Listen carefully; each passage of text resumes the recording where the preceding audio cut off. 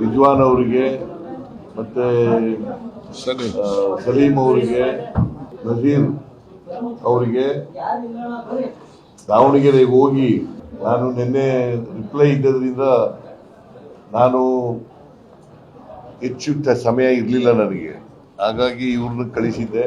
ಅವರು ನಜೀರ್ ಹೋಗ್ಲಿಲ್ಲ, ರಿಜ್ವಾನ್ ಮತ್ತೆ ಸಲೀಂ ಹೋಗಿದ್ರು. ಅವ್ರು ಹೋಗೋ ಅಷ್ಟೊತ್ತಿಗೆ ಟೈಮ್ ಆಗ್ಬಿಟ್ಟಿತ್ತು. ಸೊ ಹಂಗಾಗಿ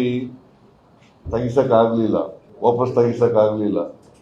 ಸೊ ಅವ್ರ ಮನವೊಲಿಸಿ ಅವ್ರನ್ನ ರಿಟೈರ್ ಆಗಬೇಕು ಅಂತ ಹೇಳಿ ಅವರು ಒಪ್ಕೊಂಡು, ಯಾಕಂದ್ರೆ ಅವರು ಕಾಂಗ್ರೆಸ್ನಲ್ಲೇ ಸುಮಾರು 40 ವರ್ಷಗಳಿಗೂ ಹೆಚ್ಚು ಕಾಲದಿಂದ ಇದ್ದಾರೆ. ಕಾಂಗ್ರೆಸ್ಸಿನ ಕಟ್ಟಾಳು ಅವರು, ನಿಷ್ಠಾವಂತ ಕಾರ್ಯಕರ್ತ. ಮುಸಲ್ಮಾನರು ಸುಮಾರು 70,000ಕ್ಕೂ ಹೆಚ್ಚು ಮತದಾರರಿದ್ದಾರೆ. ಅವರು ಕೂಡ ಟಿಕೆಟ್ ಬಯಸಿದ್ರು ಈ ಸಾರಿ. ನಾವು ಹೈಕಮಾಂಡು ಇವೆಲ್ಲನೂ ಪರಿಶೀಲನೆ ಮಾಡಿ ಕೊನೆಗೆ ಮಲ್ಲಿಕಾರ್ಜುನ್ ಅವರ ಮಗನಿಗೆ ಕೊಡಬೇಕು ಅಂತ. ಯಾಕಂದ್ರೆ ನಮ್ಮಲ್ಲಿ ಯಾರು ನಿಧನ ಆಯ್ತಾರೆ ಅವ್ರ ಮನೆಯವರಿಗೆ ಕೊಡ್ತಕ್ಕಂಥದ್ದು ಒಂದು ಪದ್ಧತಿ.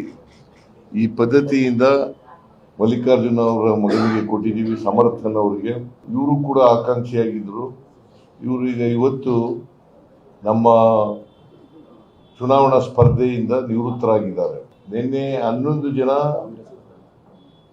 ವಾಪಸ್ ತಗೊಂಡಿದ್ದಾರೆ, ಅವರ ನಾಮಿನೇಷನ್ ಅನ್ನು ವಾಪಸ್ ತಗೊಂಡಿದ್ದಾರೆ. ಸೊ ಅದರಿಂದ ಸಲೀಂ ಅವರಿಗೆ ಮತ್ತೆ ರಿಜ್ವಾನ್ ಅವರಿಗೆ ನಾನು ಧನ್ಯವಾದಗಳನ್ನ ಈ ಸಂದರ್ಭದಲ್ಲಿ ಹೇಳಲಿಕ್ಕೆ ಬಯಸ್ತಾ ಇದ್ದೇನೆ. ಮತ್ತೆ ಎಲ್ಲ ಪೈಲ್ವಾನ್ ಸಾದಿಕ್ ಬಹಳ ವರ್ಷಗಳಿಂದ ನನಗೂ ಅವ್ರ ಪರಿಚಯ. ಸಾದಿಕ್ ಅವ್ರು ಪೈಲ್ವಾನ್ ಕುಸ್ತಿ ಮಾಡ್ತಾ ಇದ್ದರಿಂದ ಪರಿಚಯ.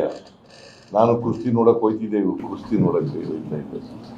ಸಾದಿಕ್ ಕುಸ್ತಿ ಮೈಸೂರಿನಲ್ಲಿ ಕುಸ್ತಿ ಅಖಾಡ ಇತ್ತು, ಒಂದು ಚೆನ್ನೈನವರ ಅಖಾಡ, ಅಲ್ಲಿ ಕುಸ್ತಿ ನಡೆಯೋದು. ಆಗ ಹೋಗ್ತಾ ಇದ್ದೆ. ಇವ್ರು ಚಾರ್ಲಿ ಅಂತ ಇನ್ನೊಬ್ಬಿದ್ರು, ದೊಡ್ಡ ಚಾರ್ಲಿ ಅಂತ, ದಾವಣಗೆರೆ. ಅವರು ದೊಡ್ಡ ಪೈಲ್ವಾನ್, ಇವರು ದೊಡ್ಡ ಪೈಲ್ವಾನ್. ಕುಸ್ತಿ ನೋಡಕ್ ಹೋಗ್ತಿದ್ದೆ. ಸೊ ಇವರು ಆಕಾಂಕ್ಷಿಗಳಾಗೋದು ತಪ್ಪೇನಿಲ್ಲ. ಬಿಕಾಸ್ ಅಲ್ಲಿ ಮತದಾರರಿದ್ರು, ಮುಸ್ಲಿಂ ಮತದಾರರಿದ್ರು. ಅವರು ಕ್ಯಾಂಡಿಡೇಟ್ ಆಗಬೇಕು ಅಂತ ಬಯಸಿದ್ರೆ ತಪ್ಪೇನಿಲ್ಲ. ಆದ್ರೆ ಎಲ್ರಿಗೂ ಕೊಡಕ್ಕಾಗಲ್ಲ. ಕಾಂಗ್ರೆಸ್ನ ನೀತಿಯಂತೆ ಯಾರು ಮರಣ ಹೊಂದಿದ್ದಾರೆ ಅವ್ರ ಮನೆಯವರಿಗೆ ಕೊಡೋದು ಅಂತ ಹೇಳಿ ಬಾಗಲಕೋಟೆನಲ್ಲಿ 2 ಬೈ ಎಲೆಕ್ಷನ್ಗಳು ನಡೀತಾ ಇದ್ದಾವೆ.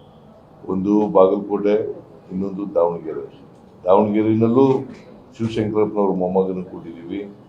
ಆಮೇಲೆ ಮೇಟಿಯವರು ಕಾಲ ಆದರೂ ಅವರ ಮಗನಿಗೆ ಕೊಟ್ಟಿದ್ದೀವಿ, ಕಿರಿ ಮಗನಿಗೆ. 2 ಕಡೆ ಗೆಲ್ತೀವಿ.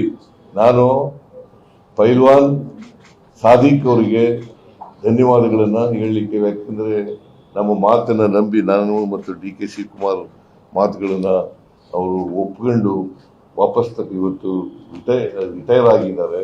ಅವರಿಗೆ ಧನ್ಯವಾದಗಳನ್ನ ಪಕ್ಷದ ವತಿಯಿಂದ ಹೇಳಲಿಕ್ಕೆ ಬಯಸ್ತಾ ಇದ್ದೀನಿ.